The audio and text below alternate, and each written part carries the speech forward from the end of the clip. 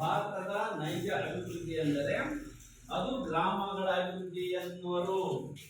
ಅದು ಗ್ರಾಮಗಳ ಅಭಿವೃದ್ಧಿ ಎನ್ನುವರು.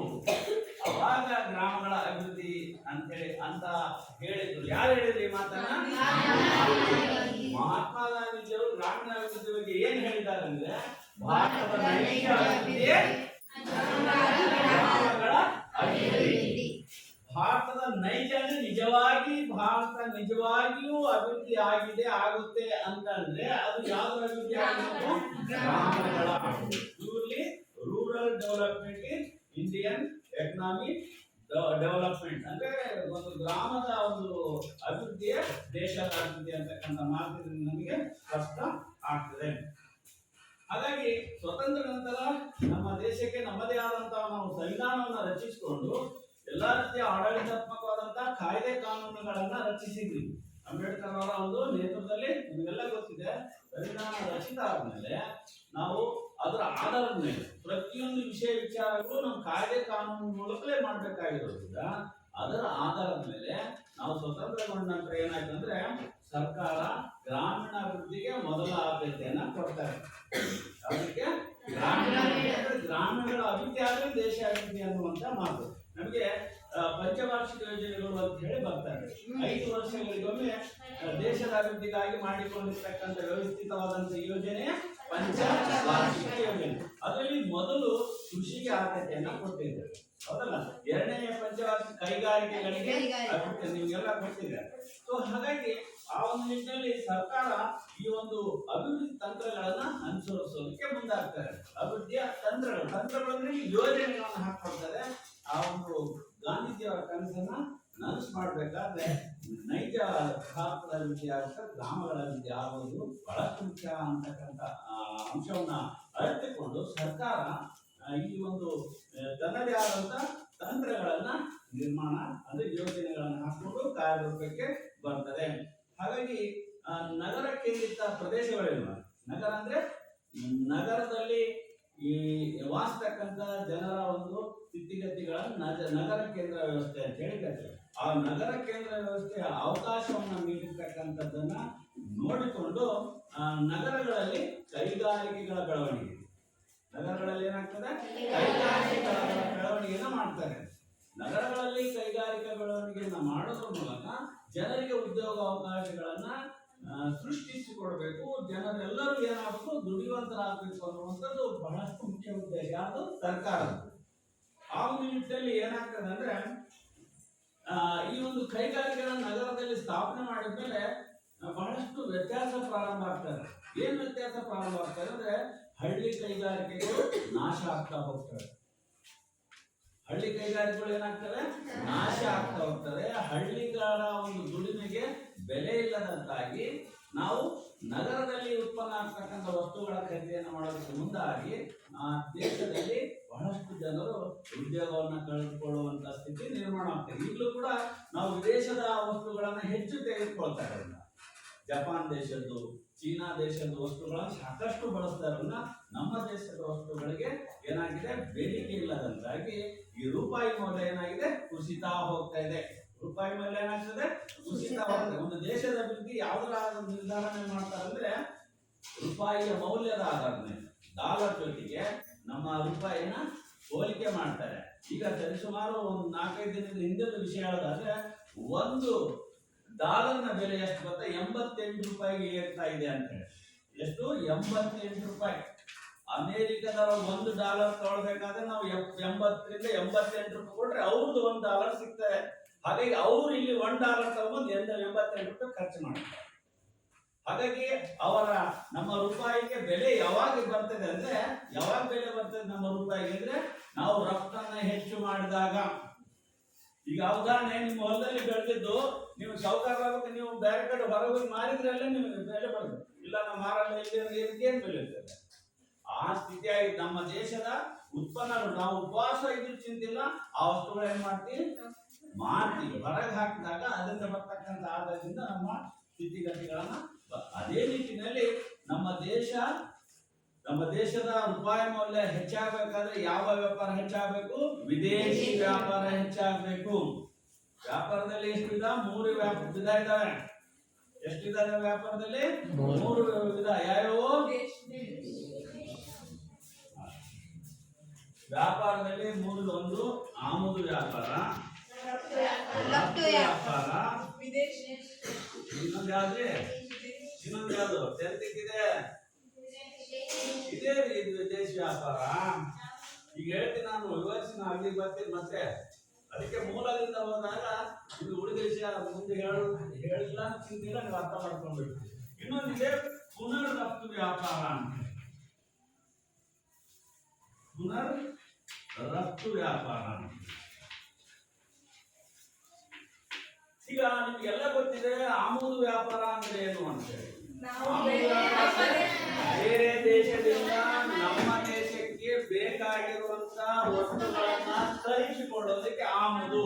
ಆಮದು ಅಂದ್ರೆ ತರಿಸಿಕೊಳ್ಳುವುದು, ತರಿಸಿಕೊಳ್ತಕ್ಕಂಥದ್ದು.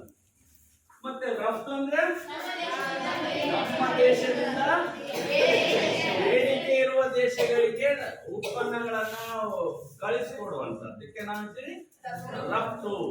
ರಫ್ತು ವ್ಯಾಪಾರ ಏನಾಗಬೇಕಾದ್ರೆ ಹೆಚ್ಚಾಗಬೇಕು.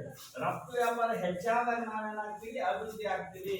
ನಾವಿವತ್ತು ರಫ್ತಿಗಿಂತ ಹೆಚ್ಚು ಆಮದನ್ನ ಮಾಡ್ಕೊಳ್ತಾ ಇದ್ದೀವಿ. ಇದರಿಂದ ನಮ್ಮ ರೂಪಾಯಿ ಬೆಲೆ ಏನಾಗ್ತಾ ಇದೆ? ಕುಸಿತಾ ಇದೆ. ಅದಕ್ಕೆ ನಮ್ಮ ರೂಪಾಯಿ ಮೌಲ್ಯ ಹೆಚ್ಚಾಗಬೇಕಾಗುತ್ತೆ. ನಮ್ಮ ದೇಶದ ರೂಪಾಯಿಗೆ ಬೆಲೆ ಬರಬೇಕಾದ್ರೆ ಯಾವ ವ್ಯಾಪಾರ ಹೆಚ್ಚು ಮಾಡಬೇಕು? ರಫ್ತು ವ್ಯಾಪಾರ ಮಾಡಬೇಕು. ರಫ್ತು ವ್ಯಾಪಾರ ಆದಾಗ ಮಾತ್ರ ನಮ್ಮ ದೇಶ.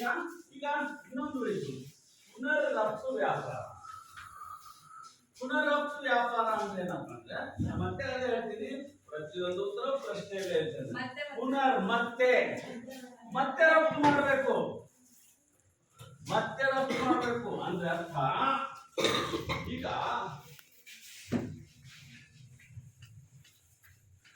ಎ ಬಿ ಸಿ ಒಂದು ದೇಶವು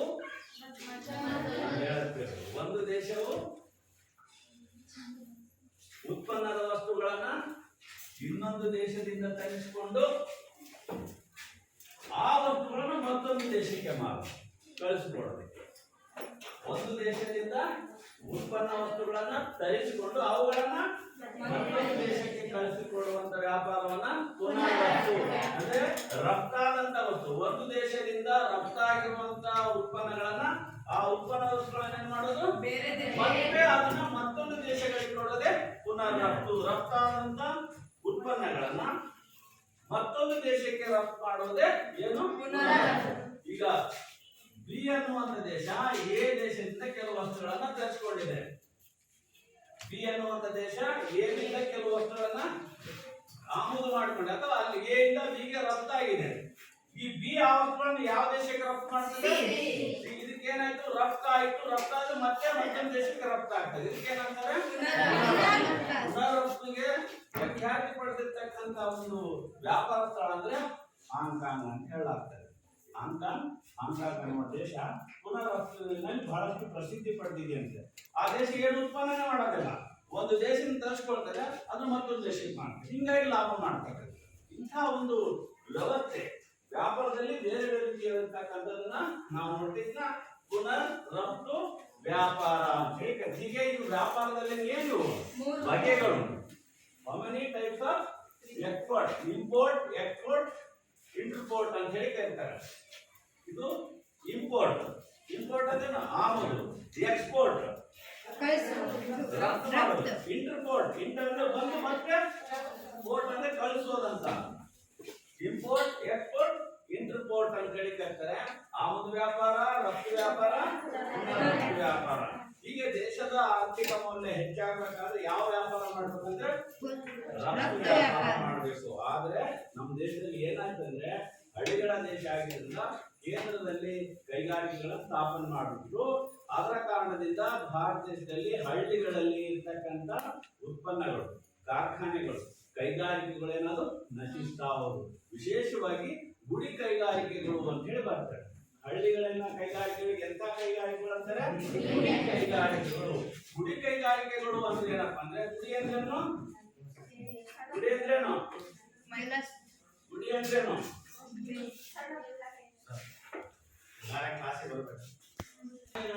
ಅಭಿವೃದ್ಧಿ ಆಗಬೇಕಾಗಿತ್ತು. ಆದ್ರೆ ಸರ್ಕಾರಗಳು ಏನ್ ಮಾಡಿದ್ರು, ಕೇಂದ್ರದಲ್ಲಿ ಅಂದ್ರೆ ನಗರದಲ್ಲಿ ಫ್ಯಾಕ್ಟರಿಗಳು ಉತ್ಪಾದನೆ ಆದ್ರಿಂದ ಹಳ್ಳಿಯಲ್ಲಿರ್ತಕ್ಕಂಥ ಕೈಗಾರಿಕೆಗಳೇನಾದ್ರು ನಶಿಸಿ ಹೋಗಲು ಕಾರಣ. ಅದಕ್ಕೆ ಹಳ್ಳಿ ಏನು ಗುಡಿ ಕೈಗಾರಿಕೆಗಳು ಅಂತ ಹೇಳ್ತಾರೆ. ನಾನು ಯಾಕೆ ಡಿಟೇಲ್ ಹೇಳ್ತಾ ಇದ್ದೀನಿ ಅಂದ್ರೆ ಇದು ಗುಡಿದ ಅರ್ಥ ಆಗುತ್ತೆ, ಅದನ್ನ ಅರ್ಥ ಮಾಡ್ಕೊಳ್ಳಿ. ಗುಡಿ ಕೈಗಾರಿಕೆಗಳು, ಗುಡಿ ಅಂದ್ರೆ ಏನು ಹೇಳ್ತಾ ಇಲ್ಲ ನೀವು? ಗುಡಿ ಅಂದ್ರೆ ನನಗೆ ಅದು ಬೇಡ, ಐ ವಾಂಟ್ ಗುಡಿ.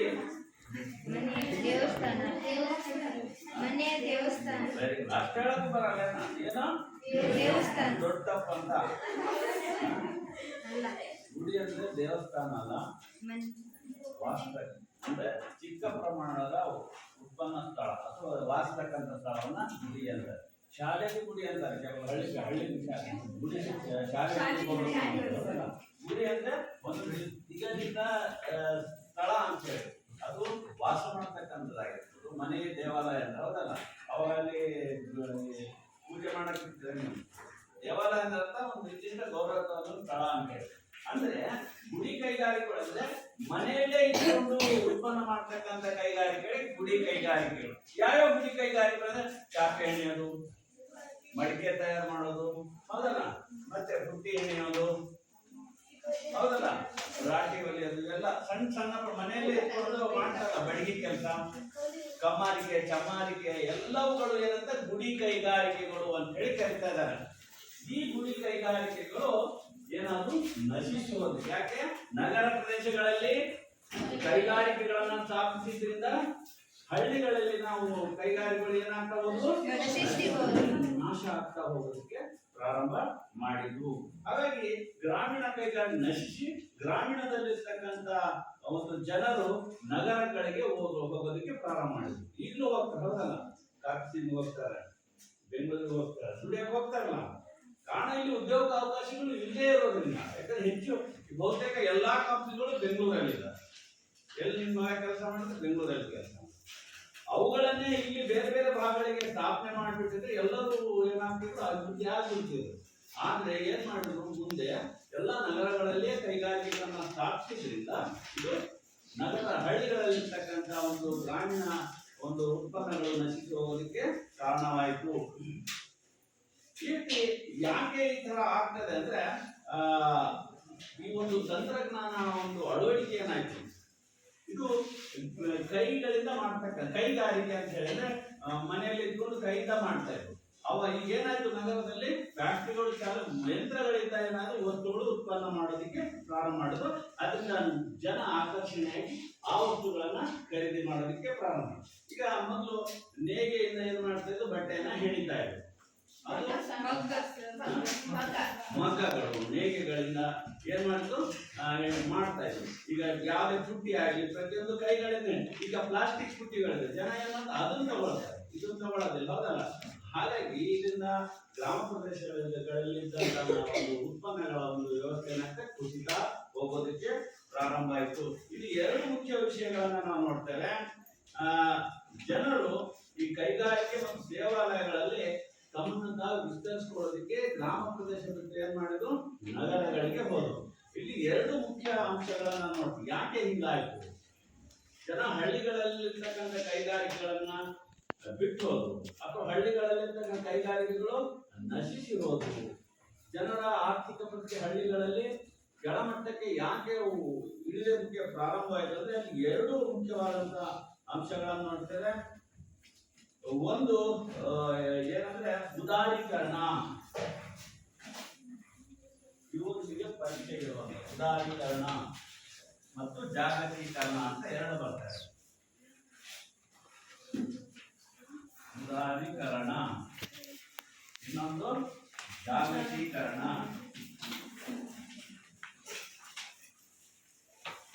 ಉದಾರೀಕರಣ ಮತ್ತು ಜಾಗತೀಕರಣದ ಒಂದು ವ್ಯವಸ್ಥೆಯಿಂದಾಗಿ ನಮ್ಮ ಹಳ್ಳಿಯ ಪ್ರದೇಶಗಳಲ್ಲಿ ಒಂದು ಉತ್ಪನ್ನದ ಒಂದು ಅಥವಾ ಕೈಗಾರಿಕೆಗಳ ಸಾಮರ್ಥ್ಯ ಕುಸಿಯೋದಕ್ಕೆ ಪ್ರಾರಂಭವಾಯಿತು ಅಂತಕ್ಕಂಥದ್ದು. ಇಲ್ಲಿ ಉದಾರೀಕರಣ ಅಂತ ಹೇಳಿ ಪುಸ್ತಕದಲ್ಲಿ ಬರ್ಕೊಂಡಿದ್ರು, ಮತ್ತೆ ಜಾಗತೀಕರಣ ಅರ್ಥ ಇಲ್ಲ. ಇದು ಅರ್ಥ ಆಗದೆ ಮುಂದೆ ಪಾಠ ಅರ್ಥ ಆಗೋದು. ಹಾಗಾಗಿ ಉದಾರೀಕರಣ ಅಂದ್ರೇನು ಬರ್ಕೊಳ್ಳಿ. ಉದಾರೀಕರಣ ಅಂದ್ರೆ ಆರ್ಥಿಕತೆಯ ಮೇಲೆ ವಿತರಿಸಲಾದ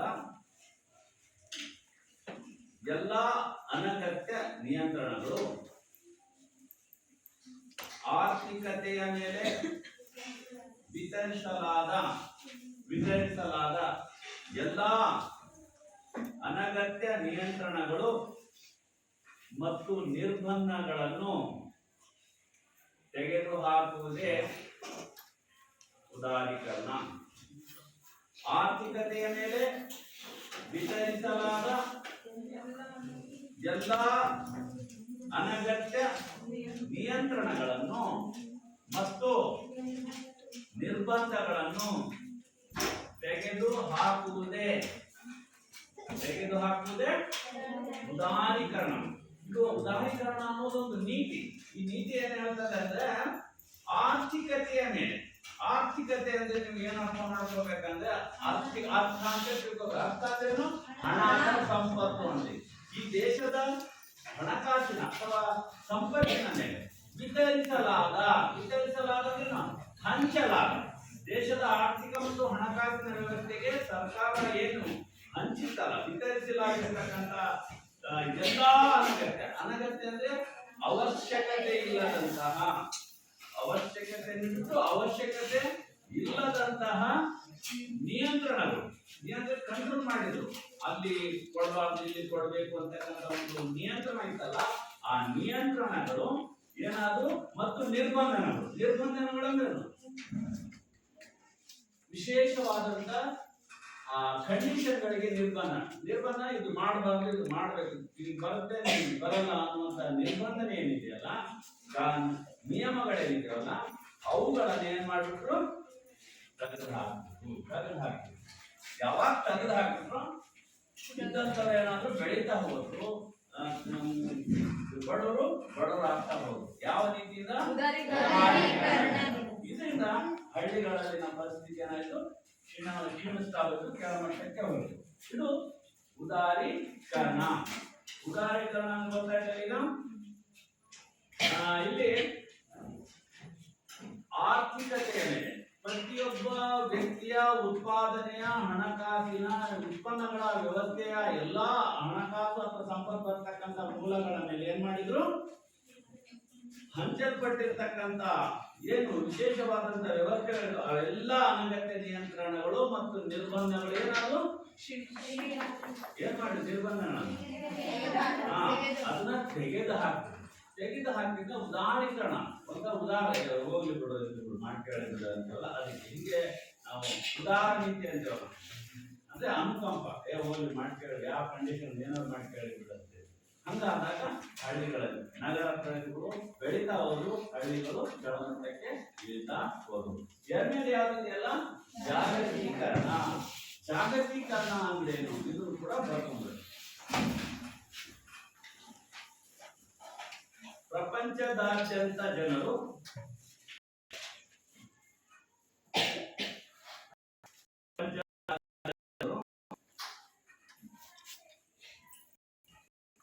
ಕಂಪನಿ ಮತ್ತು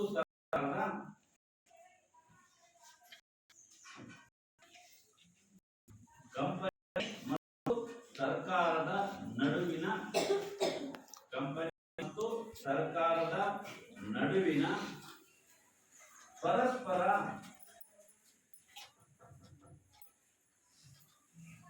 ಪ್ರಕ್ರಿಯೆ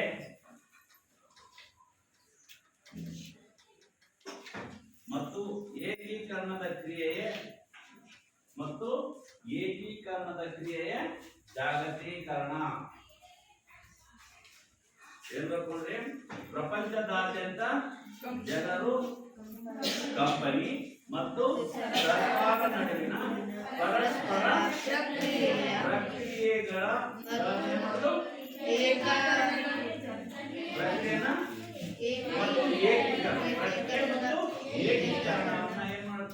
ಏಕೀಕರಣ ಕ್ರಿಯೆಯನ್ನ ಏನ್ ಮಾಡ್ಕೊಂಡು ಲಾಸ್ಟಿಗೆ ಆ ಪ್ರಕ್ರಿಯೆ ಜಾಗತೀಕರಣ. ಅಂದ್ರೆ ಜಾಗತೀಕರಣ ಅಂದ್ರೆ ನಾವು ಜನರಲ್ ಆಗಿ ಹೇಳ್ಬೇಕಾದ್ರೆ ಪ್ರಪಂಚದಾದ್ಯಂತ ಎಲ್ಲಾ ಕಡೆ ಎಲ್ಲಾರು ಒಂದೇ ರೀತಿಯಾದಂತಹ ಒಂದು ಬದಲಾವಣೆಯನ್ನ ಕಂಡುಕೊಳ್ಳೋದು. ಏಕಂದ್ರೆ ನಾವು ಒಂದಾಗೋದು, ಏಕೀಕರಣ, ಒಂದು ಜಗತ್ತಿನಲ್ಲಿರ್ತಕ್ಕಂಥ ಎಲ್ಲಾ ರೀತಿಯಲ್ಲಿ ಒಂದೇ ರೀತಿಯಾದಂತಹ ವ್ಯವಸ್ಥೆಯನ್ನ ಮಾಡ್ಕೊಳ್ತಕ್ಕಂಥ ಒಂದು ವ್ಯವಸ್ಥೆಯನ್ನ ನಾವು ಏಕೀಕರಣ ಅಂತೀವಿ. ಇಲ್ಲಿ ಪ್ರಪಂಚದಾದ್ಯಂತ ಜನರು ಉತ್ಪನ್ನ ಮಾಡ್ತಕ್ಕಂಥ ಅಥವಾ ದುಡಿತಕ್ಕಂಥ ವರ್ಗದಲ್ಲಿ ಇಲ್ಲಿ ನಾವು ಏನ್ ಕಾಣ್ತೇವೆ, ಇಲ್ಲಿ ಎರಡು ರೀತಿಯಲ್ಲಿ ಕೆಲಸ ಕಾರ್ಯಗಳು ನಡೀತವೆ. ಒಂದು ಸರ್ಕಾರದಲ್ಲಿ ನಡೀತದೆ, ಮತ್ತೆ ಕೆಲವು ಕಂಪನಿಗಳು ನಡೆಸ್ತಾರೆ.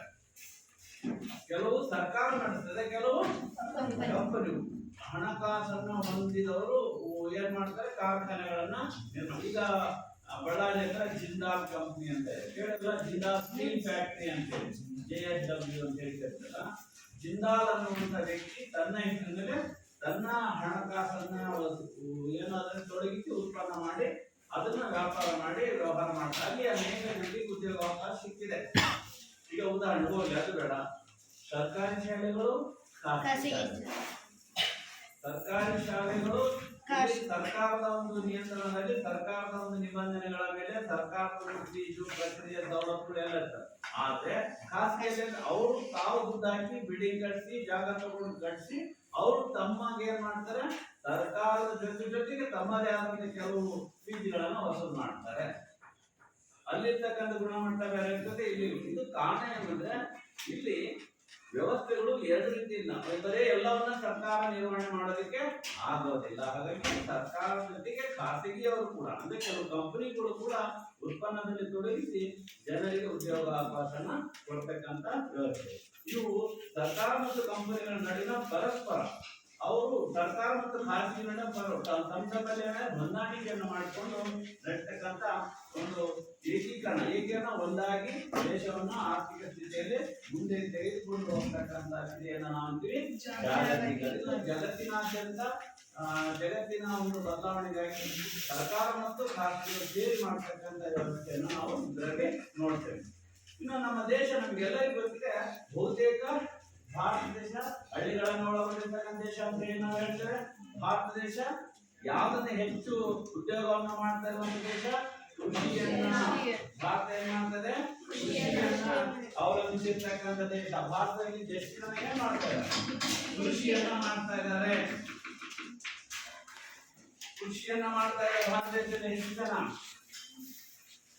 ಸೊ ಈಗ ಕೃಷಿ ಅಂದ್ರೆ ಏನಿರ್ಬೋದು, ಹೊಲವನ್ನ ಬಿತ್ತಿ ಉಳುಮೆ ಮಾಡೋದು ಕೃಷಿ. ರೇಣುಕಾ ಹೇಳು, ಕೃಷಿ ಅಂದ್ರೆ ಏನು ನಿನ್ನ ಪ್ರಕಾರ? ವ್ಯವಸಾಯ ಮಾಡುವ ಕಲೆಗೆ ಕೃಷಿ. ಮತ್ತೆ ನಿನ್ನ ಪ್ರಕಾರ ಕೃಷಿ ಅಂದ್ರೆ ಹೊಲದಲ್ಲಿ ಕೆಲಸ ಮಾಡೋದನ್ನೇ ಅಂತಾರೆ ಕೃಷಿ ಅಂತಾರೆ. ಮತ್ತೆ ನಿಮ್ಮಲ್ಲಿ ನಿನ್ನ ಪ್ರಕಾರ ಕೃಷಿ ಅಂದ್ರೆ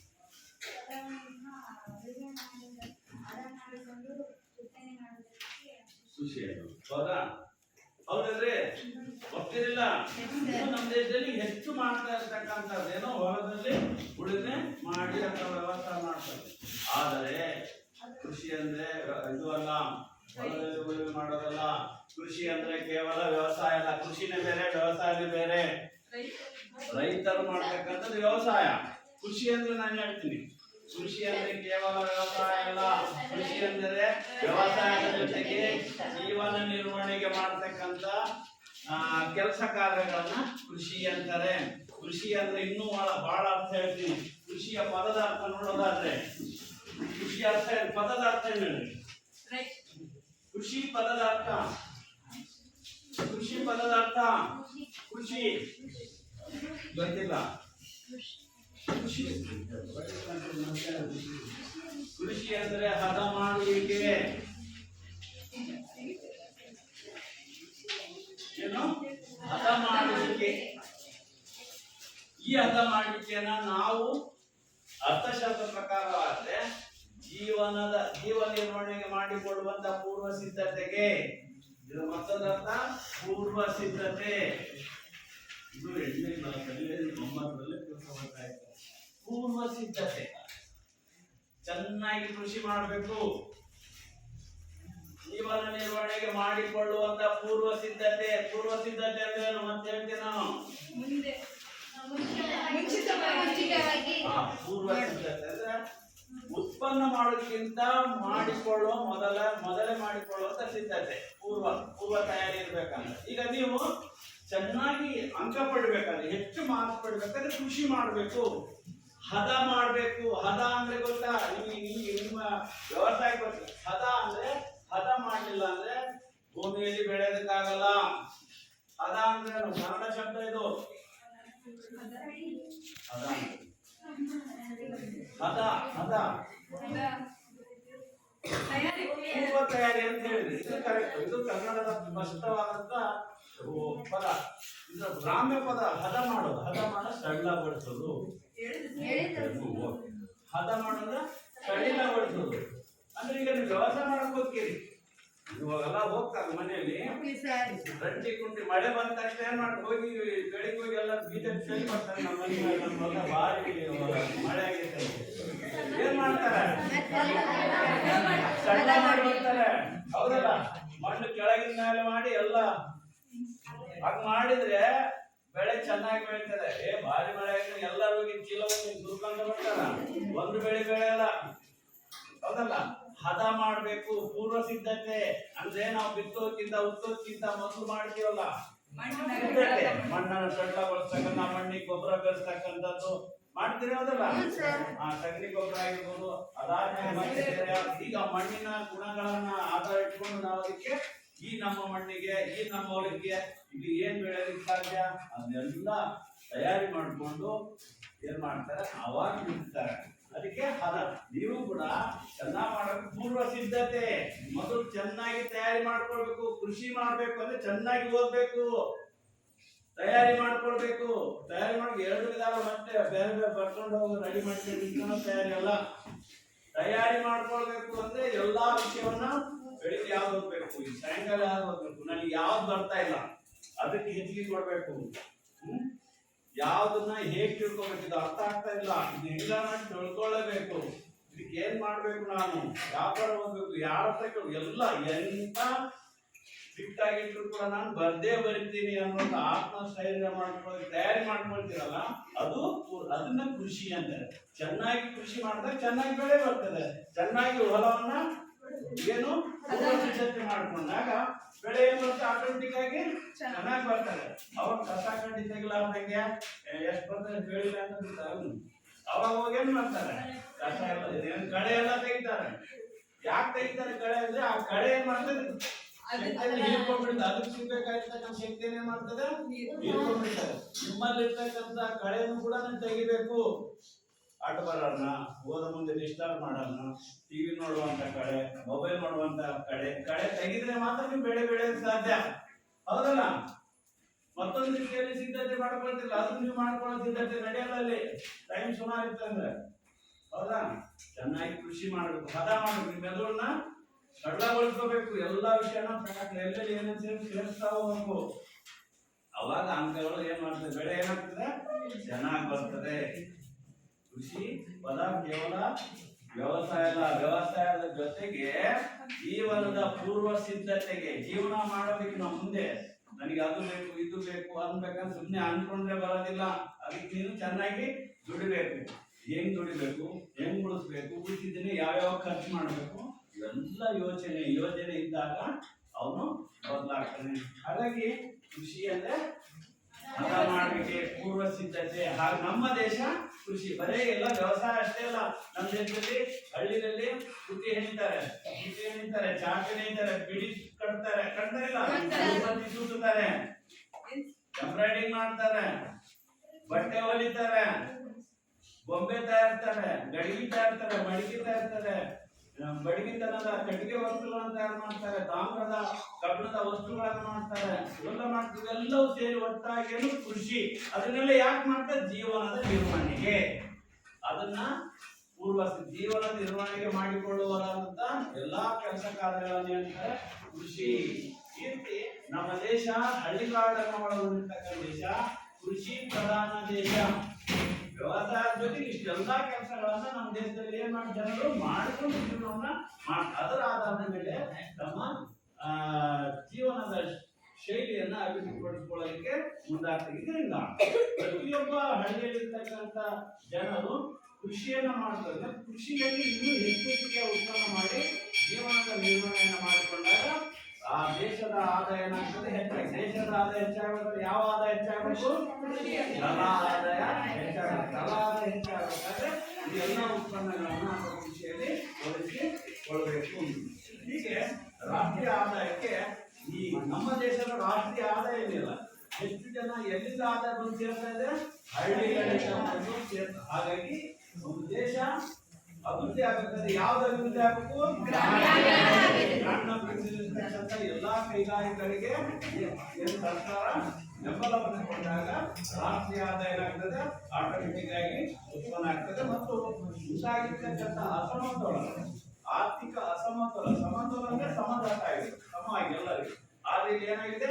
ಅಸಮತೋಲನ ಇದೆ. ಆ ಅಸಮತೋಲನ ಹೋಗ್ಬೇಕು. ಅಸಮತೋಲನ ಅಂದ್ರೆ ಕೆಲವರು ಶ್ರೀಮಂತರಾಗ್ತಾ ಹೋಗ್ತಾರೆ, ಬಡವರು ಏನಾಗ್ತದೆ? ಬಡವರಾಗ್ತಾರೆ. ಇದು ಆಗಬಾರ್ದು. ಎಲ್ಲರೂ ದುಡಿಯೋದಾಗಬೇಕು, ಎಲ್ಲರೂ ಮೇಲೆ ಬರಬೇಕು. ಅಂದಾಗ ಮಾತ್ರ ಗ್ರಾಮೀಣಾಭಿವೃದ್ಧಿ ಆಗೋದಕ್ಕೆ ಸಾಧ್ಯ ಅಂತಕ್ಕಂಥದ್ದನ್ನ ಅರ್ಥಶಾಸ್ತ್ರನ ಅರ್ಥ ಮಾಡಿಕೊಂಡಾಗ ನಮಗೆ ಅಭಿವೃದ್ಧಿ ಆಗೋದಕ್ಕೆ ಸಾಧ್ಯ.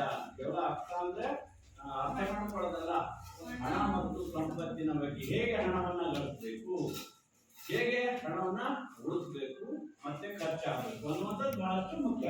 ಅರ್ಥಶಾಸ್ತ್ರ ಮತ್ತೊಂದು ಕಲ್ಪನೆ ನಾನು ಹೇಳಿ ಒಂದು ಪಾಠ ಮುಗಿಸ್ತೇನೆ. ಏನಂದ್ರೆ ಬಯಕೆ, ಪ್ರಯತ್ನ, ಸೃಷ್ಟಿ. ಇದು ನಮ್ಮ ಜೀವನದಲ್ಲಿ ದೇಶದ ಅಭಿವೃದ್ಧಿಯಲ್ಲಿ ಬಂದಾಗ ಮಾತ್ರ ಸಾಧ್ಯ. ಅರ್ಥಶಾಸ್ತ್ರ ಮೂಲ ಮಂತ್ರ ಇದು. ಹೇಳಿದ ಬಯಕೆ ಎಂದರೇನು? ಆಸೆ ಪಡೋದು. ಕರೆಕ್ಟ್. ಬಯಕೆ ಎಂದರೇನು? ನಾನು ಹೇಳಿದ್ದೆ ಕರೆಕ್ಟ್. ನಾನು ಹೇಳಿದ್ದು ಈಗ ನೆನಪಿಲ್ಲ. ಇನ್ನೊಂದ್ಸತಿ ನಾನು ನೆನಪು ನನಗೆ ಗೊತ್ತಿಲ್ಲ. ಅದು ಕೂಡ ಹೌದಲ್ಲ? ಹೌದಲ್ಲ? ಹೌದಲ್ಲ? ಹೇಳ ಬಯಕೆ ಎಂದರೇನು? ಹುಡುಗರು ನಿಮ್ಗೆ ಬಯಕೇನಿಲ್ಲ. ಫಸ್ಟ್ ಆಫ್ ಆಲ್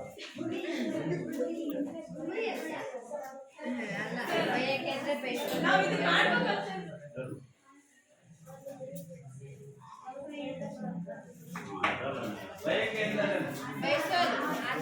ಆಸೆ. Very good. ಈಗ ಉದಾಹರಣೆ ಈ ಪ್ರಕಾರ ಆಸೆ ಅಂತ ಅಂತೀನಿ ನಾನು. ಆಸೆ ಬಯಕೆ ಮತ್ತೊಂದು ಅರ್ಥ ಕರೆಕ್ಟ್. ಈಗ ಆಸೆ ನಾನು ರಾಜ್ಯಕ್ಕೆ ಫಸ್ಟ್ ರ್ಯಾಂಕ್ ಬರುತ್ತೆ ನನ್ನ ಆಸೆ. ನಾನು ಇಂಗ್ಲಿಷ್ ಮೀಡಿಯಂ ಚೆನ್ನಾಗಿ ಇಂಗ್ಲಿಷ್ನಲ್ಲಿ ಬಂದು ಪಾಸ್ ಆಗಬೇಕು ಆಸೆ.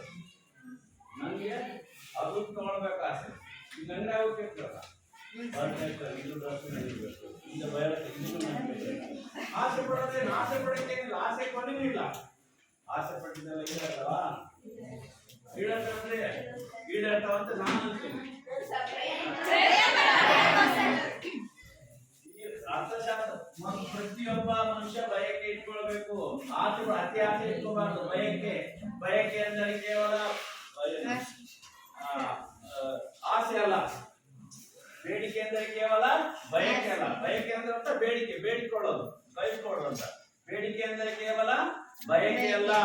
ಬಯಕೆ ಜೊತೆಗೆ ಕೊಳ್ಳುವ ಮನೋಭಾವನೆ, ಹಣವನ್ನು ವೆಚ್ಚ ಮಾಡುವ ಸಾಮರ್ಥ್ಯ ಇದ್ದರೆ ಅದನ್ನು ಬೇಡಿಕೆ ಎನ್ನುವರು.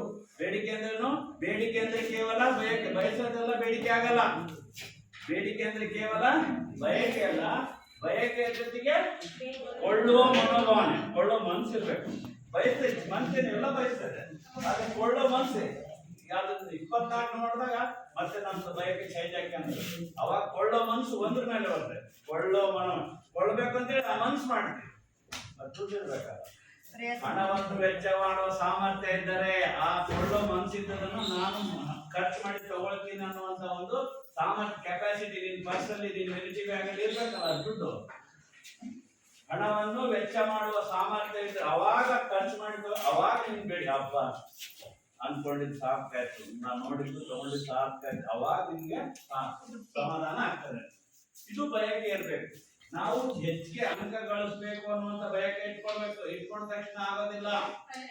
ನೀನು ಆ ಬಯಕೆಗಳಲ್ಲಿ ಯಾವ ರೀತಿ ಪೂರಿಸಬೇಕು ಅನ್ನೋದು ಯೋಚನೆ ಇರಬೇಕು. ಬಯಕೆಯನ್ನು ಹೊಂದಿದ ತಕ್ಷಣ ಹಿಂದೆ ಏನಿರಬೇಕು? ಪ್ರಯತ್ನ ಇರಬೇಕು. ನಿನ್ನ ಸಾಮರ್ಥ್ಯ, ನಿನ್ನ ಕೆಪಾಸಿಟಿ, ನಿನ್ನ ಒಂದು ಪ್ರಯತ್ನ ನಿರಂತರವಾಗಿದ್ದಾಗ ಬೇಡಿಕೆ ಇಡೋಕೆ ಸಾಧ್ಯ. ಒಂದು ಮರದಲ್ಲಿ ಹಣ್ಣು ಇರ್ತದೆ, ಆ ಹಣ್ಣನ್ನ ಪಡಿಬೇಕಾದ್ರೆ ಬರೀ ಬಯಸಿ ಉದುರಲ್ಲ, ಅದು ಮಂತ್ರಿಕೆ ಮಾವಿನಕಾಯಿ ಉದುರೋದಿಲ್ಲ. ನನಗೆ ಇಷ್ಟು ಮಾರ್ಕ್ಸ್ ಬರ್ಬೇಕು ಅಂತೇಳಿ ಅನ್ಕೊಂತ ಇದ್ರೆ ದೇವರೇ ಕೊಡಪ್ಪ, ದೇವರಣಿ ಕೊಡಲ್ಲ.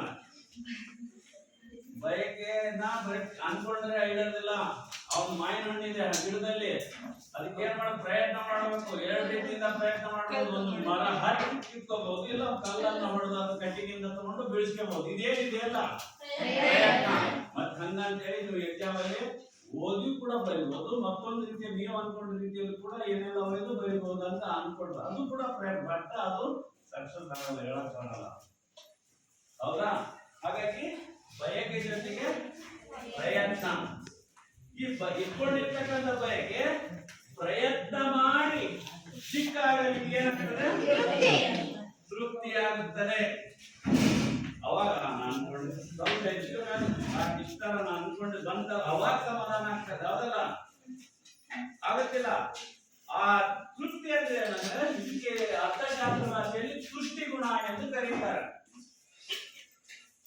ಸೃಷ್ಟಿ ಏನಂತಾರೆ? ಸೃಷ್ಟಿ ಗುಣ. ಇದು ಒಂದು ಗುಣ ಇದೆ, ಕ್ಯಾರೆಕ್ಟರ್ ಇದೆ ಇದಕ್ಕೆ. ಸೃಷ್ಟಿ ಗುಣ. ಸೃಷ್ಟಿ ಗುಣ ಅಂದ್ರೆ ತೃಪ್ತಿ ಪಡಿಸುವ ಗುಣವೇ ಸೃಷ್ಟಿ ಗುಣ. ಸೃಷ್ಟಿ ಗುಣ ಅಂದ್ರೆ ದೃಷ್ಟಿ ಗುಣ. ಆ ಸೃಷ್ಟಿ ಗುಣ ಇದೆಯಲ್ಲ, ತೃಪ್ತಿ ಆದ ತಕ್ಷಣ ಅರ್ಥಶಾಸ್ತ್ರ ಮತ್ತೊಂದು ಹೇಳ್ತಾರೆ, ತೃಪ್ತಿಗೆ ಕೊನೆ ಇಲ್ಲ, ಸೃಷ್ಟಿ ಗುಣಕ್ಕೆ ಕೊನೆ ಇಲ್ಲ. ಇದು ಯಾವಾಗ ಸೃಷ್ಟಿ ಆಯ್ತು? ಎಸ್ಎಲ್ಸಿಯಲ್ಲಿ ಹೈಯೆಸ್ಟ್ ಬಂತು, ಮುಗಿತಾಗಲಿ ಜೀವನ ಮತ್ತೆ ತಿಳಿಸಿ ಬರ್ತದೆ. ಇಲ್ಲಿ ಒಂದು ವಸ್ತು ಬೇಕಿದೆ, ಸಮಾಧಾನ ಆಯ್ತು, ಮತ್ತೆ ಏನಾಗ್ತದೆ? ಮತ್ತೊಂದು ಹೊಸ ವಿಷಯ, ಹೊಸ ವಸ್ತು, ಹೊಸ ವಿಚಾರ ಬಂದ ಮತ್ತೆ ಮಾಡ್ತಾರೆ, ಮತ್ತೆ ಬಯಸ್ತದೆ, ಮತ್ತೆ ಪ್ರಯತ್ನ, ಮತ್ತೆ ತೃಪ್ತಿ, ಮತ್ತೆ ಹೀಗೆ ಇದು ನಿರಂತರ ಜೀವನದಲ್ಲಿ ಅಭಿವೃದ್ಧಿಗಾಗಿ ಮಾಡ್ತಕ್ಕಂಥ ಚಟುವಟಿಕೆಗಳನ್ನ ನಾವು ನೋಡ್ತೇವೆ. ಆದರೆ ಇದು ಒಂದೊಂದೊಂದು ಬಿಟ್ಟು ಇರೋದಿಲ್ಲ. ಈ ಮೂರಿದವಲ್ಲ ವಲಿಗುಂಡುಗಳು ಒಂದೊಂದು ಬಿಟ್ಟಿರೋದಿಲ್ಲ. ಅಭಿವೃದ್ಧಿ ಆಗಬೇಕಾದ್ರೆ ಬೇಕೇ ಬೇಕು, ನಾವು ಬದಲಾವಣೆ ಆಗಬೇಕಾದ್ದು ಬೇಕೇ. ಅಂದ್ರೆ ಮನುಷ್ಯ ಬಯಕೆ ಪಡಲೇಬೇಕು, ಆಸೆ ಪಡಬೇಕು. ಆಸೆ ಪಟ್ಟಾಗ ಏನ್ ಮಾಡಬೇಕು? ಪ್ರಯತ್ನ ಮಾಡಬೇಕು. ಆ ಪ್ರಯತ್ನ ಮಾಡಿದ್ಮೇಲೆ ನಿಮ್ಗೆ ಏನ್ ಸಿಗ್ತದೆ? ಹಾಗಾಗಿ ಒಂದಕ್ಕೊಂದು ಹತ್ತು ಅವಲಂಬಿತವಾಗಿ ನೀವು ಚೆನ್ನಾಗಿ ಮಾಡ್ತಿರ್ಬೇಕಾಗುತ್ತೆ. ಬರೀ ಅನ್ಕೊಂಡ್ರೆ ಪುಸ್ತಕ ಮುಂದಿಟ್ಕೊಂಡು ದೇವರ ಮುಂದಿಟ್ರೆ ಆಗಲ್ಲ. ಏನ್ ಮಾಡಬೇಕು? ಅಭ್ಯಾಸ ಮಾಡ್ಬೇಕು, ನಿರಂತರವಾಗಿ ಓದ್ಬೇಕು, ಶ್ರಮ ಪಡ್ಬೇಕು. ಅದಕ್ಕಾಗಿ ಟೈಮ್ ಟೇಬಲ್, ಯಾಕಂದ್ರೆ ನಮ್ಗೆ 24 ತಾಸು ಇದೆ ಒಂದಿನಕ್ಕೆ. ಹೌದಾ? 24 ತಾಸಲ್ಲಿ ನಾವು ಕನಿಷ್ಠ ಒಂದು 4-5 ತಾಸಾದ್ರೂ ಕುತ್ಕೊಂಡು ಓದ್ಬೇಕು. ಓದೋದಂದ್ರೆ ನೀವು ಹೇಳಿದ ಪ್ರಕಾರ ಕೊಟ್ಟಿರೋ ಹೋಮ್ವರ್ಕ್ ಬರೆಯೋದು ಓದಲ್ಲ. ಅವ್ರು ಕೊಟ್ಟಿದ್ದನ್ನು ನೋಡಿ ಬರ್ತಿಟ್ಬಿಡ್ತೀರಿ. ಸೀರಿಯಲ್ ನೋಡ್ಬೇಕು, ಮೊಬೈಲ್ ನೋಡ್ಬೇಕು. ನಿಮಗಾಗಿ ನೀವು ಓದ್ಬೇಕಲ್ಲ. ಇದು ನನಗೆ ಇವತ್ತು ಅರ್ಥ ಇಲ್ಲ, ನಾನು ಇನ್ನು ತಿಳ್ಕೊಳ್ಳೋದು ಓದ್ಬೇಕು. ಏನ್ ಮಾಡ್ಬೇಕು? ಇಷ್ಟೇ ಹುಡ್ಕೋದು, ಇದು ಪದಾರ್ಥ. ಈಗ ನಾನು ಉದಾಹರಣೆ, ನಾನು ಪಾಠ ಮಾಡಕ್ ಬಂದೆ, ನಾನು ಇರೋ ವಿಷಯ ನನಗೆ ಗೊತ್ತೇಲಿ ಪಾಠ ಹೇಗೆ ಮಾಡ್ಬೇಕು ಅನ್ನೋದು ಬಂದೆ. ಇಲ್ಲಿ ಜಾಗತೀಕರಣ ಉದಾರೀಕರಣ ಅಂದ್ರೆ ನನಗೆ ಜಲ್ದಿ ನೆನಪಾಗಿಲ್ಲ. ಅದಕ್ಕೆ ನಾನು ಮಾಡಿದ್ರೆ ನೋಡಿ ಪೆನ್ಸಿಲಲ್ಲಿ ಬರ್ಕೊಂಡ್ಬಂದೆ. ಹಂಗೆ ಹುಡುಕ್ಬೇಕು. ನನಗೂ ಸಮಾಧಾನ ಆಯ್ತು. ಮುಂದೆ ಎಲ್ಲಾದ್ರೂ ಆ ಥರ ನಿಮಗಾಗಿ ನೀವು ಅರ್ಥ ಮಾಡ್ಕೊಳ್ಳೋದಕ್ಕೆ ಓದ್ಬೇಕು. ಈ ಕೆಲವು ನನಗೆ ಬರ್ತಿದ್ದೆ, ಹಾಗೆ ಕನ್ನಡ ಬರ್ತದೆ, ಬರೇ ಕನ್ನಡ ಓದಿದ್ರು, ಇಂಗ್ಲೀಷ್ ಬರ್ತದೆ, ಬರೇ ಇಂಗ್ಲೀಷ್ ಓದಿದ್ರು. ಎಷ್ಟು ಹೋದ್ರು ಒಂದು ವಿಷಯಕ್ಕೆ 100 ಮಾರ್ಕ್ಸ್ ಇರೋದು. ಎಲ್ಲಾ ವಿಷಯನೂ 625 ಯೋಚನೆ ಮಾಡಕ್ ಹೋದ ನೀವು ನಿಮ್ಮ ಏನು ಮಾರ್ಕ್ಸ್ ಹೆಚ್ಚು ಮಾಡ್ಕೊಳ್ಳ. ಅದಕ್ಕಾಗಿ ಬಯಕೆ, ಪ್ರಯತ್ನ, ತೃಪ್ತಿ ಅನ್ನುವಂಥದ್ದು ನಿಮ್ಮ ಬೇಡಿಕೆ ಏನೆಲ್ಲ ಇಟ್ಕೊಂಡಿರ್ತೀವಿ ಅದ್ ತಕ್ಕಂತೆ ನೀವು ಪ್ರಯತ್ನ ಮಾಡೋದು. ಪ್ರಯತ್ನ ಪಟ್ಟಾಗ ಏನ್ ಸಿಗ್ತದೆ? ಈಗ ನಾನು ಇವು ಒಂದೊಂದೊಂದು ಬಿಟ್ಟಿರಲ್ಲ ಅಂತ ಹೇಳಿದೆ. ಹೌದಾ? ನೋಡಿರ್ಬೇಕಾದ್ರೆ ಇವು ಒಂದೊಂದೊಂದು ಬಿಟ್ಟು ಇರೋದಿಲ್ಲ. ಇದು ಬಯಕೆನಿಲ್ಲ, ಆಸೆನಿಲ್ಲ. ಆಸೆನಿಲ್ಲ, ನಿನ್ನೇನು ಪ್ರಯತ್ನ? ಆಸೆನಿಲ್ಲ ನೀವು ಪ್ರಯತ್ನ ಮಾಡ್ತೀವಿ ನಾವು, ಅರ್ಥನಿಲ್ಲ. ನಿಮ್ಗೆ ಅದೇ ಈಗ ಆಸೆ ಇಲ್ಲ, ನಾನು ಚೆನ್ನಾಗಿ ಓದ್ಬೇಕು, ಮಾರ್ಕ್ಸ್ ತೆಗಿಬೇಕು, ಪಾಸ್ ಆಗ್ಬೇಕು ಆಸೆ ಇದ್ದಾಗ ಪ್ರಯತ್ನ ಮಾಡ್ತೀರಿ. ಬಹಳ ಜನ ಇದು ಆದ್ರೆ ಹೋಗ್ಬೇಕು. ನಿಮ್ಮಲ್ಲಿ ರುಚಿ ಇಲ್ಲ, ಜೀವನದಲ್ಲಿ ಟೇಸ್ಟ್ ಇಲ್ಲ, ಅವ್ನು ಚಾಲೆಂಜ್ ಇಲ್ಲ ಅಂತ ಅರ್ಥ. ಪ್ರತಿಯೊಬ್ಬನು ಬಯಸ್ಬೇಕು, ಡಿಮ್ಯಾಂಡ್ ಇಟ್ಕೋಬೇಕು, ನಾನು ಪಡೆದೇ ಪಡ್ತೀನಿ ಗಳಿಸ್ಬೇಕು ಅನ್ಕೊಂಡಾಗ ಆಗಲ್ಲ. ಅದಕ್ಕೆ ಏನ್ ಮಾಡಬೇಕು? ಪ್ರಯತ್ನ ಯಾವಾಗ ಚಾಲು ಆಗ್ತದೆ? ಬಯಕೆ ಇಟ್ಕೊಂಡು ಆಸೆ ಪಟ್ಟಾಗ ಪ್ರಯತ್ನ ಮಾಡ್ತೀರಿ. ಒಂದು ಜಿಲೇಬಿ ಹಂಚಿ ನೋಡ್ತೀರಿ, ಆಸೆ ಬರ್ತದೆ, ಜೋಲ್ ಸುರಿಸ್ತೀರಿ, ಸಿಗಂಗಿಲ್ಲ, ಪ್ರಯತ್ನ ಮಾಡ್ಬೇಕು. ದುಡ್ಡು ಸಿಗ್ಲಿಲ್ಲ ಅಂದ್ರೆ ಕೊನೆ ಪಕ್ಷಕ್ಕೆ ಕಳ್ತನ ಮಾಡೋದ್ರಿಂದ ಪ್ರಯತ್ನ ಅದು ಒಂದು ಕಳ್ತನ ಮಾಡೋದು ನಿಮ್ ಪ್ರಕಾರ, ಹೌದಲ್ಲ? ಅವಾಗ ಒಟ್ಟು ಏನಿರ್ಬೇಕು ಮನುಷ್ಯನಿಗೆ? ಬಯಕೆ ಇರಲೇಬೇಕು. ಬಯಕೆ ಇಲ್ಲದೆ ಜೀವನನೇ ಇಲ್ಲ. ಆದ್ರೆ ಅತಿ ಆಸೆ ಇರಬಾರ್ದು, ನನಗೆ ಇರ್ಬೇಕು, ನಾನೇ ಎಲ್ಲ ಅನ್ನೋದು ಇರಬಾರ್ದು. ಸೊ ಈಗ ಬಯಕೆ ವಾಪಸ್ ತರೋಣ. ಬಯಕೆ ಏನೇ?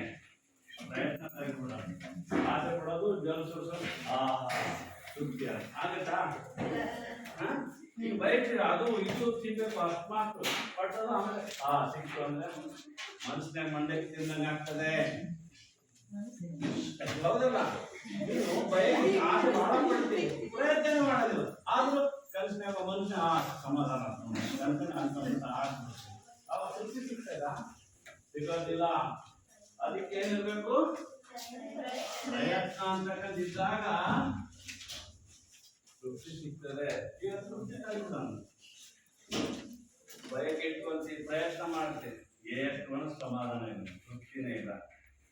ಇನ್ನೂ ಬರುತ್ತೆ. ಅವಾಗ ಮನುಷ್ಯನಿಗೆ ಮುಂದೆ ಅಭಿವೃದ್ಧಿ ಆಗೋದಕ್ಕೆ ಸಾಧ್ಯ ಇಲ್ಲ. ತೃಪ್ತಿ ಅನ್ನೋದು ಇದಕ್ಕೆ ತೃಪ್ತಿ ಅಂತ ಇಟ್ಕೋಬೇಕು. ನಾನು ಇಷ್ಟು ಮಾರ್ಕ್ಸ್ ತೆಗಿಬೇಕು, ಒಂದು 4-5 ಕಡಿಮೆ ಹೋದ್ರು 4-5 ಹೆಚ್ಚಿಗೆ ಸಮಾಧಾನ. ಒಂದು ಮಾರ್ಕ್ ಕಡಿಮೆ ಕೂಡ ಕೆಲವರು ಅಸಮಾಧಾನ ಪಡ್ತಾರೆ. ಕೆಲವರು ಕ್ಲಾಸಿಗೆ ಬಂದಿಲ್ಲ ಅಂದ್ರೆ ಅಸಮಾಧಾನ. ಇದೇ ಕೊನೆ ಅಲ್ಲ, ಮತ್ತೆ ಹೊಸ ಪ್ರಯತ್ನ ಮಾಡು, ಮುಂದೆ ಅದಕ್ಕಿಂತ ಮುಂದೆ ಜಾಸ್ತಿ ತರೋದು, ಮುಂದೆ ಮುಂದೆ ಬಹಳ ಅವಕಾಶ ಇದೆ, ಹೌದಲ್ಲ? ಅದಕ್ಕೆ ತೃಪ್ತಿ ಏನು ಕೊನೆಯದಲ್ಲ. ತೃಪ್ತಿ ಅನ್ನುವಂತ ಒಂದು ಸ್ವಭಾವ ಇಟ್ಕೊಳ್ಬೇಕು, ಮತ್ತೆ ಹೊಸ ಪ್ರಯತ್ನ ಹೊಸದಕ್ಕೆ ನೋಡ್ಬೇಕು. ಈಗ ತೃಪ್ತಿ, ಪ್ರಯತ್ನ, ಬಯಕೆ, ಬಯಕೆ, ಪ್ರಯತ್ನ, ತೃಪ್ತಿ, ಇವುಗಳಿಗೆ ಅರ್ಥಶಾಸ್ತ್ರದಲ್ಲಿ ಒಂದು ಪದ ಇದೆ, ಪೂರಕ ಸಂಬಂಧಗಳು ಎಂದು ಕರೀತಾರೆ. ಎಂತ ಸಂಬಂಧ? ಪೂರಕ ಸಂಬಂಧ. ಪೂರಕ ಸಂಬಂಧ ಅಂದ್ರೇನು? ಪೂರಕ ಸಂಬಂಧ ಅಂದ್ರೇನು? ಪೂರಕ ಸಂಬಂಧ ಅಂದ್ರೆ ಕನ್ನಡನೇ ಬರಲ್ಲ ಸರಿಗೆ. ಪೂರಕ ಸಂಬಂಧ ಎಂದರೇನು? ಪೂರಕ ಸಂಬಂಧ ನೋ, ಬರೇ ಮಕ್ಕಿಗ ಮಕ್ಕಿ, ನೀವು ಮಕ್ಕಿಗ ಮಕ್ಕಿ ಅಂದ್ರೆ ಗೊತ್ತಲ್ಲ, ಬಟ್ ಇದನ್ನು ಬರ್ಬಿಡೋದು ಇಷ್ಟೇ. ಹೊರ ಪ್ರಪಂಚನೇ ಇಷ್ಟೇ ಪ್ರಪಂಚ. ಮಕ್ಕಿಗ ಮಕ್ಕಿ ಅಂದ್ರೆ ಅವಾಗ ಮಾಡೋ ನಾವು ಮಾಡ್ತಾ, ಹೌದಾ? ಪೂರಕ ಅಂದ್ರೆ ಅವಲಂಬಿತ, ಡಿಪೆಂಡೆಂಟ್ ರಿಲೇಶನ್ಶಿಪ್. ಒಂದಕ್ಕೊಂದು ಡಿಪೆಂಡ್ ಆಗಿದಾವೆ. ಈಗ ಹೇಳಿದಲ್ಲ, ಒಂದ್ರ ಮೇಲೆ ಅವಲಂಬಿತ ಆಗಿದಾವಲ್ಲ.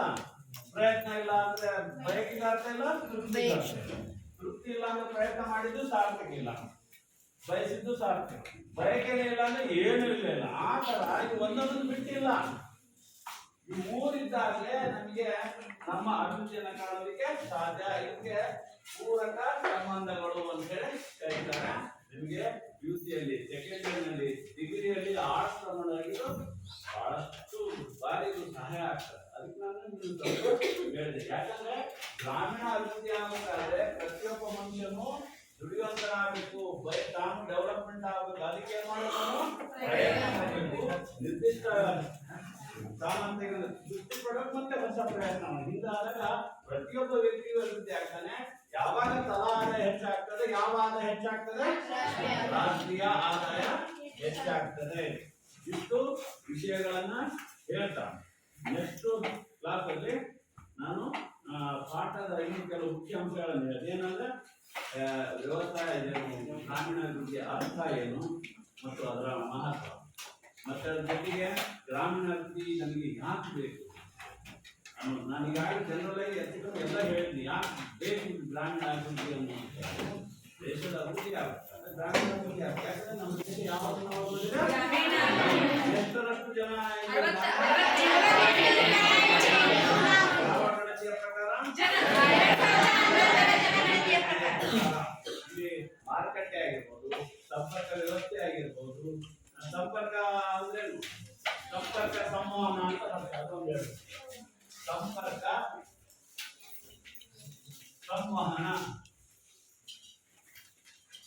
ಸಂಪರ್ಕ ಸಂವಹನ. ಸಂಪರ್ಕದಲ್ಲಿ ಸಾರಿಗೆಯನ್ನು ನೋಡ್ತೇವೆ ನಾವು. ರಸ್ತೆ ಸಾರಿಗೆ, ರೈಲ್ವೆ ಸಾರಿಗೆ, ಜಲ ಸಾರಿಗೆ, ವಿಮಾನ ಸಾರಿಗೆ, ಹೌದಲ್ಲ? ಇವು ಸಂಪರ್ಕ ಕನೆಕ್ಟ್ ಮಾಡ್ಕೊಡ್ತಾರೆ ನಮಗೆ. ಅಂದ್ರೆ ಸಾರಿಗೆಯಲ್ಲಿ ನಾವು ಉತ್ಪನ್ನ ಮಾಡಿದಂತ ವಸ್ತುಗಳು ನಮ್ಮ ಊರಲ್ಲಿ ಮಾರ್ಕೆಟ್ ಇದ್ದಾಗ, ಬೇರೆ ಕಡೆ ಚೆನ್ನಾಗಿ ರೇಟ್ ಇದ್ದಾಗ ಲಾರಿಯಲ್ಲೋ, ಟ್ಯಾಕ್ಸಿಯಲ್ಲೋ, ಬಂಡಿಯಲ್ಲೇ ಸಂಪರ್ಕ ಮಾಡ್ಕೊಳ್ತೇವೆ, ಅಲ್ಲಿ ಹೋಗ್ತೇವೆ. ಇದು ಪ್ರತಿಯೊಂದು ಹಳ್ಳಿಗಳಲ್ಲಿ ಸಂಪರ್ಕ ವ್ಯವಸ್ಥೆ ಆಗಬೇಕು, ರೋಡ್ಗಳು ಆಗಬೇಕು, ಟ್ರಾನ್ಸ್ಪೋರ್ಟ್ ಸಂಪರ್ಕಕ್ಕೆ ಸಾಧನವಾಗಿರ್ತಕ್ಕಂಥ ವಾಹನಗಳ ಅನುಕೂಲತೆ ಆಗಬೇಕು.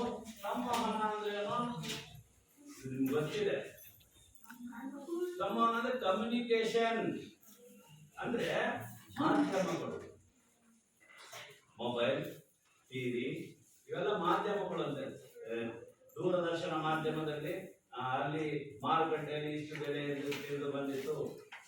ಫೋನ್ ಮುಖಾಂತರ 50 ರೇಟ್ ಎಷ್ಟಿತ್ತು ಕೇಳಲ್ಲ, ನಾವು ಆ ರೇಟ್ ಕೇಳ್ಕೊಂಡು ನಾವು ಹೋಗ್ತೀವಿ. ಸುಮ್ಮನೆ ಹೋಗಿ ಅಲ್ಲಿ ಒಯ್ದು ವಾಪಸ್ ಬರಕ್ಕಾಗ್ತದ? ಈ ಸಂವಹನ ಮಾಧ್ಯಮ ಇದ್ದಾಗ ನಾವು ಕಮ್ಯುನಿಕೇಟ್ ಮಾಡ್ಬೋದು, ಅವ್ರ ಜೊತೆಗೆ ಸಂವಹನ ಮಾತಾಡ್ಬೋದು. ಅಲ್ಲಿಯ ಪರಿಸ್ಥಿತಿ, ಅಲ್ಲಿ ಉಳ್ಕೊಳ್ಳೋಕೆ ವ್ಯವಸ್ಥೆ ಇದೆ ಇಲ್ಲೋ, ಅಲ್ಲಿ ನಾವು ತಂದಂತ ಸಾಮಾನುಗಳು ಇಡೋಕೆ ಜಾಗ ಇದೆಯೋ ಇಲ್ಲೋ, ಇದ್ರೂ ಯಾವ ತರ ಇದೆ, ಎಷ್ಟು ದಿನ ಇದ್ರೆ ರೇಟ್ ಸಿಗ್ತಕ್ಕಂತೆ, ಇದ್ದಾಗ ಅಲ್ಲಿ ಏನಾದ್ರು ಆದ್ರೆ ಏನಾದ್ರು ಸೆಕ್ಯೂರಿಟಿ ಕೊಡ್ತಾರೆ. ಇವೆಲ್ಲ ತಿಳ್ಕೊಂಡು ಹೋಗಿ ನಾವು ವ್ಯವಹಾರ ಮಾಡೋದಕ್ಕೆ ಸಹಾಯ ಆಗ್ತದೆ. ಪ್ರತಿಯೊಂದು ಹಳ್ಳಿಗಳಲ್ಲಿ ಈ ಸಂಪರ್ಕ ಸಂವಹನದ ಮಾಧ್ಯಮ ಏನಾಗಬೇಕಾಗಿದೆ, ಹೆಚ್ಚಾಗಬೇಕಿದೆ. ಹತ್ತಿರದಲ್ಲಿ ಮಾರ್ಕೆಟ್ಗಳನ್ನ ಸೃಷ್ಟಿ ಮಾಡಬೇಕಾಗಿದೆ ಸರ್ಕಾರ. ಹತ್ತಿರದಲ್ಲಿ ಇದು APMC ಮಾರ್ಕೆಟ್ ಇದೆ ಹಡಗಲಿಯಲ್ಲಿ. ಉತ್ಪನ್ನವಾದ ವಸ್ತುಗಳನ್ನ ಹತ್ತಿರದಲ್ಲೇ ನಾವು ಹೋಗಿ ವ್ಯಾಪಾರ ಮಾಡೋದು. ಅದನ್ನ ದಾವಣಗೆರೆಗೂ ಹುಬ್ಳಿಗೆ ಹೋಗಕ್ಕೆ ಆಗ್ತದಾ? ಬಹಳ ಖರ್ಚು ಬರ್ತದೆ. ಹೀಗಾಗಿ ಇನ್ನು ಇದೆಲ್ಲ ಮುಂದುವರೆದ ಏನಾಗಿದೆ, ಕೊಂಡ್ಕೊಳ್ಳೋರಿಗೆ ನೀವು ಹೊಲದ ಹತ್ರನೇ ಬಂದು ಬಿಡ್ತಾರೆ, ಹೌದಲ್ಲ? ಲಾರಿ ನಿಲ್ಲಿಸಿ ಮಡಗಿದೆ ಇಲ್ಲ ನೋಡಿ ಅದರ ಒಂದು ಸಾಮರ್ಥ್ಯ ಕೂಡ. ಈಗ ಮೆಕ್ಕೆಜೋಳನ ಒಣಗಿದೆ ಇಲ್ಲ ಅಂತ ಒಂದು ಮಿಷಿನ್ ಮಾಡಿದ್ರೆ ಒಂಥರ ನೋಡಿದ್ರೆ ನೀವು ಅದ್ರಲ್ಲಿ ಹಾಕ್ತಾರ, ಅದನ್ನ ತೋರಿಸ್ತದೆ, ಹೌದಲ್ಲ? ಅದನ್ನ ನೋಡಿ ಯಾವ ಯಾವ ರೇಟ್ ಅಂತ ಗೊತ್ತೈತಲ್ಲ. ಅಂದ್ರೆ ಇವೆಲ್ಲ ಆಗಿರೋದ್ರಿಂದ ರೈತರಿಗೆ ಇರುವಂತ ಸ್ಥಳದಲ್ಲೇ ವ್ಯಾಪಾರ ಮಾಡಿಕೊಳ್ಳುವಂತ ಒಂದು ಅವಕಾಶ ಇರೋದ್ರಿಂದ ಅವರು ಬದಲಾವಣೆ ಅಭಿವೃದ್ಧಿ ಆಗೋದಕ್ಕೆ ಸಾಧ್ಯ ಅನ್ನುವಂಥದ್ದನ್ನ, ಅದಕ್ಕಾಗಿ ಗ್ರಾಮೀಣಾಭಿವೃದ್ಧಿ ಬಹಳ ಮುಖ್ಯ ಆಗುವಂತ ಮಾತನ್ನ ನಾವು ಇದರಿಂದ ಹೇಳಬಹುದು. ಇದರಿಂದ ಏನಾಗ್ತದೆ, ಕಾರ್ಮಿಕರಿಗೆ ಜಾತಿ ಮತ ಭೇದ ಭಾವ ಇಲ್ಲದೆ ಎಲ್ಲರಿಗೂ ಉದ್ಯೋಗಾವಕಾಶ, ದುಡಿತಕ್ಕಂಥವ್ರಿಗೆ ಬೆಂಬಲ ಬೆಲೆಯನ್ನು ಕೊಡ್ತಕ್ಕಂಥದ್ದನ್ನು ಸರ್ಕಾರಗಳು ಇವತ್ತು ಯಾಕೆ ಮಾಡ್ತಾ ಇದ್ರೆ, ರೈತರು ಏನಾಗಬೇಕಾಗಿದೆ, ಅಭಿವೃದ್ಧಿ ಆಗಬೇಕಾಗಿದೆ, ಗ್ರಾಮೀಣ ಪ್ರದೇಶಗಳು ಅಭಿವೃದ್ಧಿ ಆಗಬೇಕಾಗಿದೆ. ಅದಕ್ಕೆ ಇವೆಲ್ಲ ಕಾರ್ಯಕ್ರಮಗಳನ್ನ ಸರ್ಕಾರ ಮಾಡ್ತಾ ಇರುವಂತದ್ದನ್ನ ನಾವು ನೋಡ್ತಾರೆ. ಜೊತೆಗೆ ವಿದ್ಯುತ್ತಿನ ವ್ಯವಸ್ಥೆ ಆಗಿರ್ಬೋದು, ನೀರಾವರಿ ಕಾಲುವೆಗಳನ್ನ ಮತ್ತು ಕೆರೆ ತುಂಬತಕ್ಕಂಥ ಕಾರ್ಯಕ್ರಮಗಳನ್ನು ಯಾಕೆ ಮಾಡ್ತಾ ಇದೆ ಅಂದ್ರೆ, ಈ ಕೃಷಿಗೆ ವ್ಯವಸಾಯಕ್ಕೆ ಅನುಕೂಲ ಆಗಲಿ, ರೈತರಿಗೆ ಒಂದು ಆತ್ಮವಿಶ್ವಾಸ ಹೆಚ್ಚಾಗಲಿ ಅಂತೇಳಿ ಎಲ್ಲ ಕಾರ್ಯೋಜನೆಗಳನ್ನ ಮಾಡ್ತಾ ಇದೆ. ಅದ್ರ ಜೊತೆಗೆ ಶಿಕ್ಷಣವನ್ನ ಕೊಡ್ತಾ ಇದೆ, ಆರೋಗ್ಯದ ವ್ಯವಸ್ಥೆಯನ್ನ ಮಾಡ್ತಾ ಇದೆ. ಆರೋಗ್ಯದ ವ್ಯವಸ್ಥೆಗಳು ಎಲ್ಲಾ ಕಡೆಗೆ ಆರೋಗ್ಯ ಕೇಂದ್ರಗಳನ್ನ ತೆರೆದಿದ್ದಾರೆ. ಶಿಕ್ಷಣಗಳ ಪ್ರತಿಯೊಂದು ಸಣ್ಣ ಸಣ್ಣ ಹಳ್ಳಿಯಲ್ಲಿ ಕೂಡ ಇವತ್ತು ಶಿಕ್ಷಣವನ್ನ ಕೊಡ್ತಕ್ಕಂಥ ವ್ಯವಸ್ಥೆ ಜಾರಿಯಾಗಿರ್ತಕ್ಕಂಥದ್ದು. ಅದ್ರ ಜೊತೆಗೆ ಜನ ಇವತ್ತು ಬದಲಾವಣೆಗೆ ಯಾವುದಕ್ಕೆ ಈ ಒಂದು ಗ್ರಾಮೀಣಾಭಿವೃದ್ಧಿ ಮಾಡ್ಬೇಕಂದ್ರೆ, ಈ ರೇಷ್ಮೆ ಉತ್ಪನ್ನ ಆಗಿರ್ಬೋದು, ಮೀನುಗಾರಿಕೆ ಆಗಿರ್ಬೋದು, ಕೋಳಿ ಸಾಕಾಣಿಕೆ ಆಗಿರ್ಬೋದು, ಕುರಿ ಸಾಕಾಣಿಕೆ ಆಗಿರ್ಬೋದು, ಎಲ್ಲ ಮಾಡ್ತಾ ಇದ್ದಾರೆ ಇವತ್ತು ಉದ್ಯೋಗ. ಎಲ್ಲ ಉದ್ಯೋಗಗಳು ಮಾಡೋದು ಅರ್ಥ ಗ್ರಾಮೀಣ ಸರ್ಕಾರದಕ್ಕೆ ಎಲ್ಲ ರೀತಿಯ ವ್ಯವಸ್ಥೆಗಳನ್ನು ಮಾಡಿಕೊಡುವುದರ ಮೂಲಕ ಗ್ರಾಮೀಣಾಭಿವೃದ್ಧಿಯನ್ನು ಮಾಡಿಕೊಳ್ಳೋದಕ್ಕೆ ಮುಂದಾಗ್ತದೆ. ಇಷ್ಟೆಲ್ಲ ಚರ್ಚೆಯನ್ನ ಮಾಡ್ತಾ ಮುಂದಿನ ತರಗತಿಯಲ್ಲಿ ಸಂಬಂಧಪಟ್ಟಂತೆ ನೀವು ಓದ್ಕೊಂಡು ಬರ್ರಿ. ಬಿಟ್ಟಿರ್ತಕ್ಕಂಥ ವಿಷಯಗಳನ್ನ ಮತ್ತೆ ಚಾರ್ಚೆ ಮಾಡ್ತಾ ಪಾಠವನ್ನ ನಾವು ಮುಂದೆ ಬರ್ತೀವಿ.